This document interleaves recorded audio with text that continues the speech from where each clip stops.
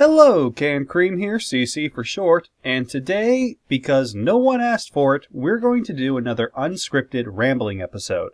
Instead of reviewing anything this time, I actually want to talk about what it is that got me into My Little Pony in the first place. I remember when the show first came out, I saw a lot of stuff about it on the internet, a lot of images and fan art and fan videos and things like that. And at first, I just assumed it was kind of an ironic affection. That's kind of how the internet goes. It can like something without actually liking it. So at first, I wrote it all off as that, and I didn't really pay much attention to it. It wasn't until a couple of friends of mine actually started telling me about the show and explaining that it was actually good.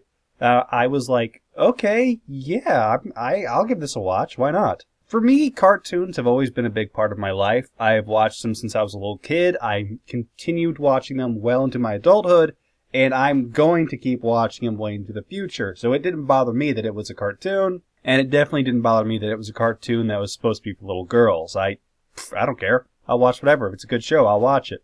So the very first episode I actually sat down and saw was Luna Eclipsed, which is still one of my favorite episodes of the entire series to this day, and probably the reason why I'm still such a Luna fanatic to this day. This is the episode that made me fall in love with the series. This is the one that got me just as invested as I am with the show today. It's part of the reason why I do these reviews now. What impressed me about the show, this episode in particular, was that I had seen the storyline of the villain tries to be the good guy before, and almost every single time, like 99 times out of 100, it follows the same formula. The villain tries to be the good guy, it's met with constant resistance, until finally that one catalyst event happens that makes him just say, screw it, I'm evil and I'm staying evil. I completely expected that exact thing from this episode, and for a while it looked like it was really going to follow that. It was going through all the same tropes where the villain has like one character that believes in them, they try so hard, everyone keeps rejecting them, slowly they start to trust the bad guy character, and then one really crappy event happens that makes them all turn against them again, and then that's when they decide to be evil. In fact, it was right at that part when Luna and Twilight are on the bridge, when Luna had just canceled Nightmare Night and she's walking out of town, and Twilight catches up to talk to her. This was the part I was expecting Luna to turn evil again. It was when she didn't that I found myself being honestly impressed by what I was seeing. I just did not expect that from this kind of show. Usually television cartoons, especially ones aimed at younger children, have this really set formula. Like, no character can ever really change and grow. No episode can really leave the world off in a different place than where it started. Like, there's a status quo that has to be kept no matter what. The fact that I was seeing this show was willing to alter the status quo, to allow characters to change and age and grow, and allow its world to adapt and alter, it's like, wow, I really got to see more of this. I got to see more of what they're doing. So that's when I went back and I started watching the episodes in actual chronological order.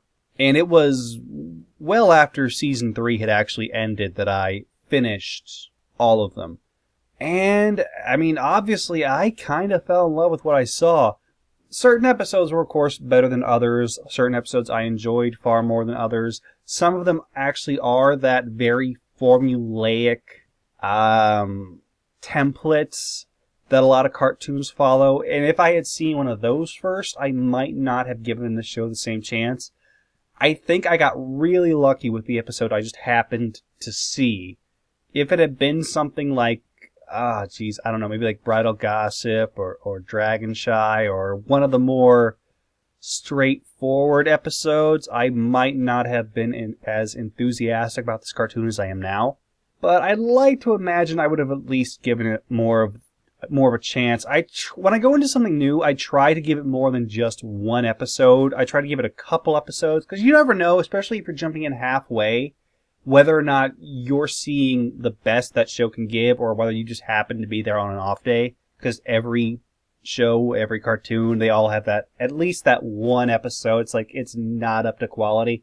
What continues to impress me about this show, though, is the fact that they are still changing and adapting things. Like getting rid of the elements of harmony at the beginning of this season.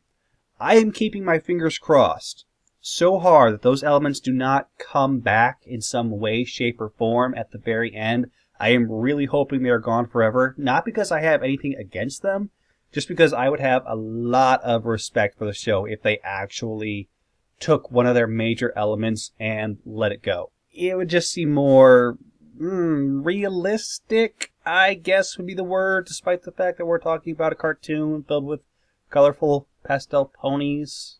The more I think about it, the more it's definitely the characters that keep me watching this show as opposed to, say, the story. Because I have just found so many characters in this show that I either really identify with or just really enjoy watching. I mean, one of the reasons Fluttershy is my favorite of the main six is because I very much identify with her personality. We share some similar traits. It's not an exact mirror, obviously. I don't have that level of social fear that she has, but I definitely see a lot of myself in Fluttershy, which makes me greatly enjoy seeing her on screen and seeing her adapt and grow. There are characters like Luna, again, who I greatly enjoy, and who I guess I can't identify with Luna, but I definitely I empathize with Luna, is one of the reasons why I love her so much. And then we have characters that I just love them because I love them. You know, Derpy and Vinyl Scratch and Octavia and all those other, mostly background characters I found. If I were to ever actually give like a top 5 characters for me, almost all of them are going to be background characters. It's going to be like Luna and then like 4 background characters, which is nothing against the main 6. It's just Vinyl Scratch is awesome. Derpy is awesome. What can I say? Sorry, guys. Okay, I know I have gotten very much off topic here because I am talking just off the top of my head. I don't even have a bullet point list, which in hindsight would have been a good idea. So let me actually start wrapping this up and kind of pull everything together in saying that the reason that I watch My Little Pony, the reason that I enjoy this cartoon as I do, the reason that I come to you guys week after week with all these headcanons and fan theories and just out there ideas is because we have a show that is willing to just really have fun with itself. It's willing to go outside what the norm for cartoons, especially cartoons aimed at children, are quote-unquote supposed to do. The reason that I make these videos for you is because I love talking to you guys about this stuff. I love sharing these ideas. I love hearing your ideas. It's a great community. You know, despite a lot of the BS stories and bad stuff that you hear on, social websites and all that, despite what, the news used to report about people who like this show, really, I've had nothing but great experiences with you guys and everyone else that's involved in this fandom. Thank you very much for being a part of this, for letting me be a part of this. And, here is to hoping that we have, just a great future with this show and each other ahead of us. And thank you for listening. I guess before I start getting really off topic, I'm going to wrap this up. What I will ask of you is to go down to the comments and post your own stories about how you got into this show and what made you stick around. I would love to hear those, so post those below. And I suppose I'll end with my normal outro. So, as always, stay pony, my friends.